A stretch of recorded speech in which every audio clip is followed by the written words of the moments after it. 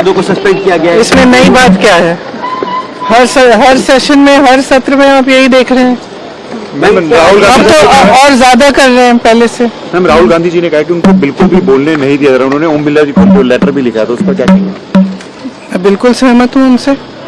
क्या कर रहे हैं, एक पब्लिश सोर्स से कोट कर रहे हैं। कल तो उन्होंने ऑथेंटिकेट भी किया उसको, तो बोलने में क्या हर्ज है? ये लोग जब भी भाषण देते हैं तो किसी किताब से कोट करते हैं, चाहे वो कभी संजय बारू जी को भी कोट किया है प्राइम मिनिस्टर जी ने, तो कभी मैगजीन का आर्टिकल, कभी किताब से, कभी रिपोर्ट से। तो as long as it's a publish source it's okay.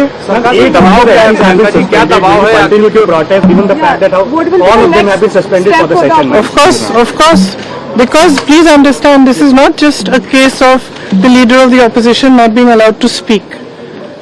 This is a fundamental issue of democracy and of the way the parliament works. ये जो संसद है, ये मंदिर है लोकतंत्र का। इसमें पूरी देश की आस्था है। देश का एक एक नागरिक इसमें आस्था रखता है। किस चीज में आस्था? लोकतंत्र में आस्था। लोकतंत्र का मतलब क्या है? कि सबका एक्सप्रेशन होना चाहिए, जो भी है उसकी चर्चा करनी चाहिए।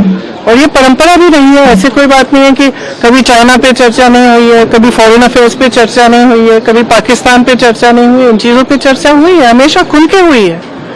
और चाहे विपक्ष हो, चाहे सरकार हो, सबने अपना पक्ष रखा है। तो अपना पक्ष रखने में क्या मुश्किल है? ये लोग डर रहे हैं कि क्या बातें निकलने वाली हैं, बस ये डर रहे हैं। उन्होंने इस पुस्तक को प्रकाशित होने नहीं दिया, जहां तक मेरी जानकारी है।